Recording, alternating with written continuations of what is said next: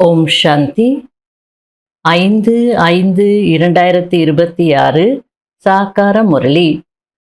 இன்று சிவ பகவான் கூறுகிறார், இனிமையான குழந்தைகளே, சுகம் சாந்தியின் வரதானம் ஒரு தந்தையிடமிருந்துதான் கிடைக்கிறது, எந்த தேகதாரியிடமிருந்தும் கிடைக்காது.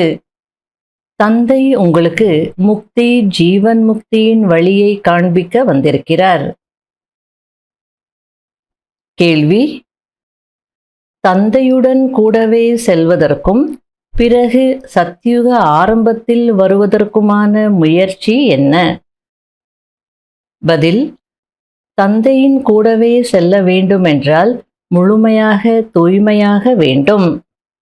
சத்யுக ஆரம்பத்தில் வர வேண்டுமென்றால் மற்ற தொடர்புகளிலிருந்து புத்தியோகத்தை துண்டித்து ஒரு தந்தையின் நினைவில் இருக்க வேண்டும். ஆத்ம அபிமானியாக அவசியம் ஆக வேண்டும்.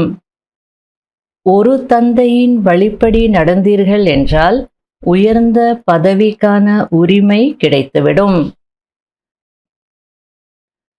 முரளியின் பாடல்: கண்ணில்லாதவர்களுக்கு வழி காட்டுங்கள் இறைவா.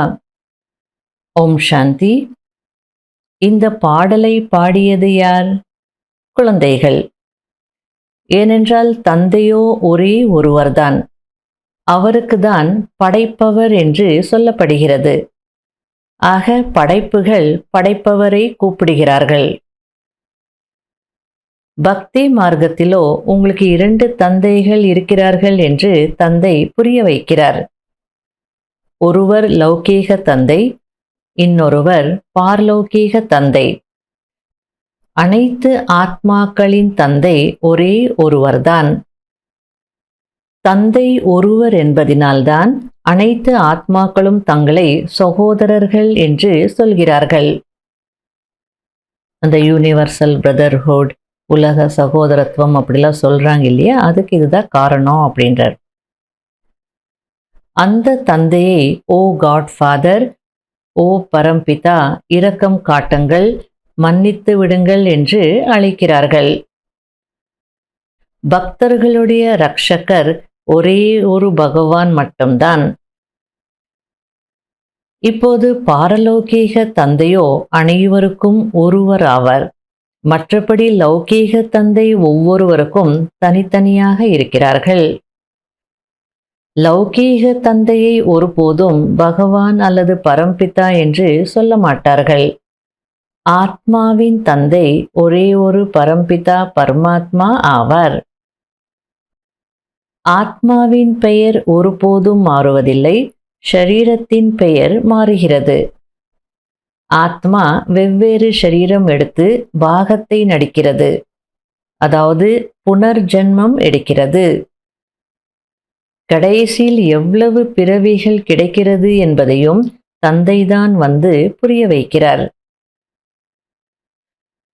ஆத்மா தன்னுடைய தந்தையை மறந்துவிட்டிருக்கிறது.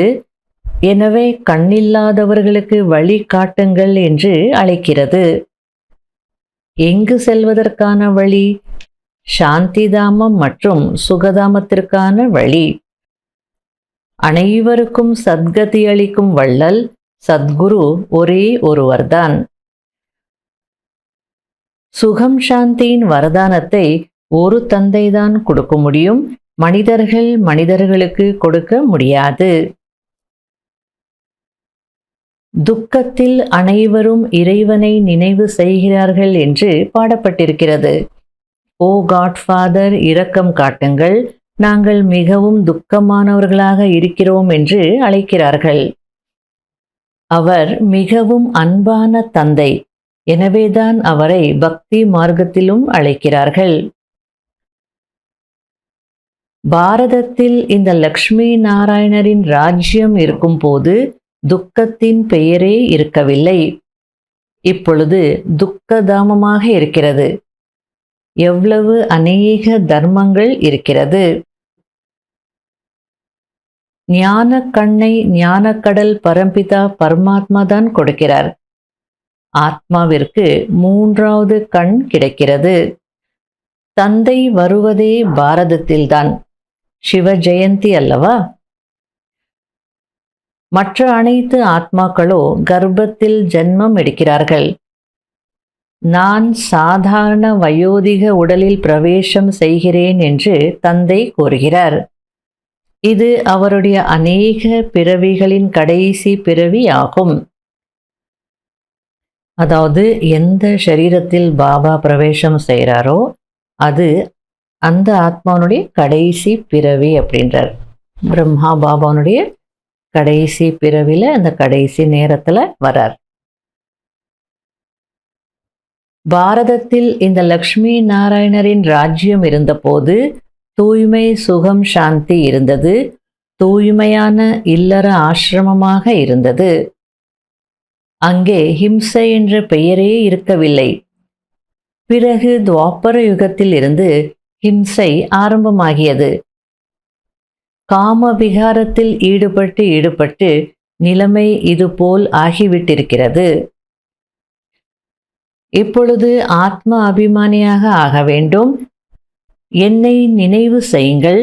அப்போது உங்களுடைய அனைத்து அழுக்குகளும் எரிந்து போய்விடும். நீங்கள் தூய்மையாகி விடுவீர்கள். பிறகு நான் அனைத்து குழந்தைகளையும் அழைத்து செல்வேன். என்னுடைய வழிப்படி நடக்கவில்லை என்றால் அந்த அளவிற்கு உயர்ந்த பதவி அடைய முடியாது. தந்தையோ எல்லையற்ற ஆஸ்தி கொடுக்கிறார். பிறகு ராவணன் சாபத்திற்கு ஆளானவர்களாக ஆக்கிவிடுகிறான். இச்சமயம் பாரதம் சாபத்திற்காளாகி இருக்கிறது. மிகவும் துக்கத்தில் இருக்கிறது. இப்போது இந்த ராவணன் மீது வெற்றியடைய வேண்டும். தானம் கொடுத்தால் கிரகணம் விட்டு போகும் என்றும் பாடப்பட்டிருக்கிறது. இந்த 5 விகாரங்களை தானமாக கொடுத்துவிட வேண்டும். கடைபிடிக்க வேண்டிய முக்கியமான சாராம்சம். முதல் பாயிண்ட், தந்தை என்ன ஞானம் கொடுத்திருக்கிறாரோ அதை முழு கவனத்துடன் படிக்க வேண்டும். ஞானத்தின் 3வது கண் மூலமாக தன்னுடைய 84 பிறவிகளை அறிந்து கொண்டு இப்பொழுது இந்த கடைசி பிறவியில் தூய்மையாக வேண்டும்.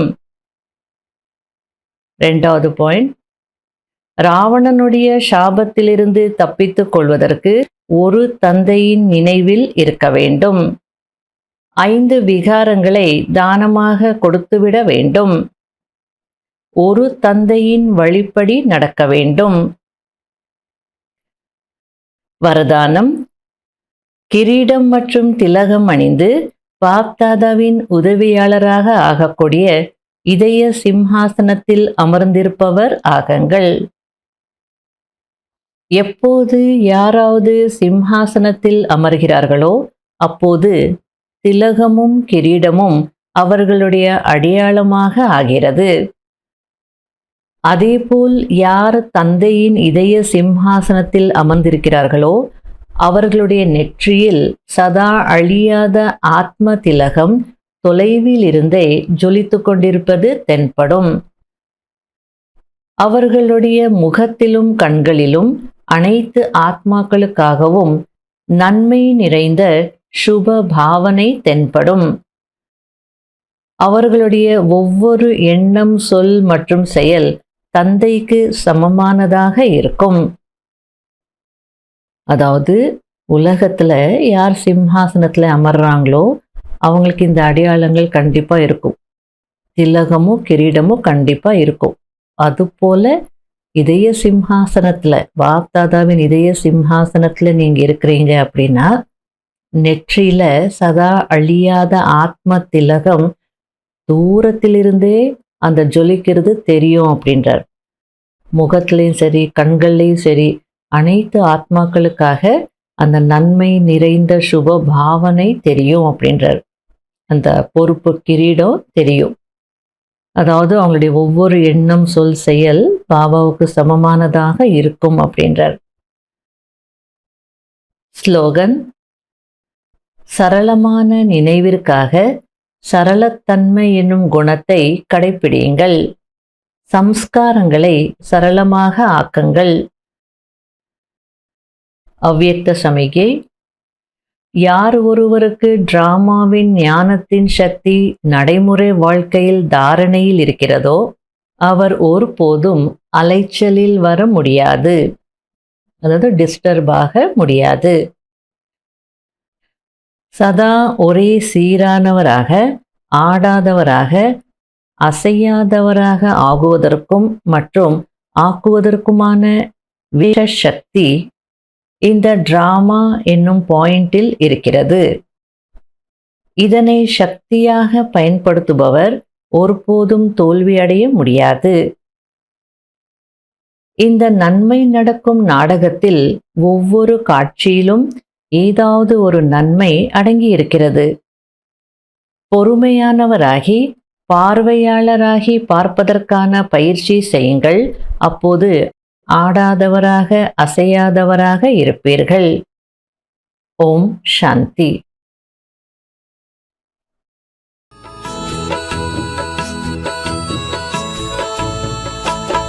சதா குஷி என்றோ எங்கள் ஞான வாழ்விலே, சதா குஷி என்றோ எங்கள் ஞான வாழ்விலே, பரந்தாமம் செல்வோம் வாருங்களே, பரந்தாமம் செல்வோம் வாருங்களே.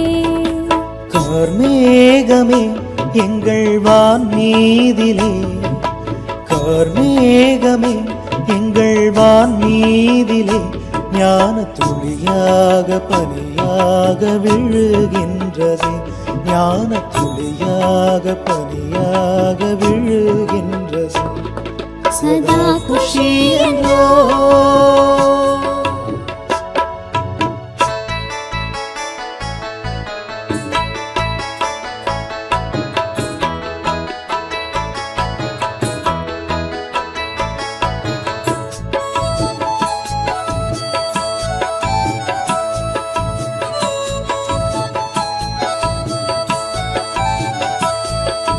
நேற்றோடு மறந்தோம் எங்கள் சோகத்தை, இன்றோ நாங்கள் உங்கள் மடியிலே.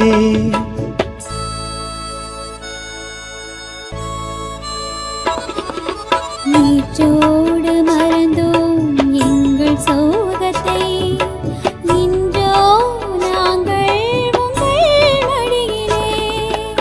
ஆயிரம் கனவுகளை கண்களிலே, ஆயிரம் கனவுகளை கண்களிலே ஏந்தியே நாங்கள் ஆடிடுவோம். சதா குஷி என்றோ எங்கள் ஞான வாழ்விலே, பரந்தாமம் செல்வோம் வாருங்களே. சதா குஷி என்றோ எங்கள் ஞான வாழ்விலே, சதா குஷி என்றோ எங்கள் ஞான வாழ்விலே, பரந்தாமம் செல்வோம் வாருங்களே, பரந்தாமம் செல்வோம் வாருங்களே.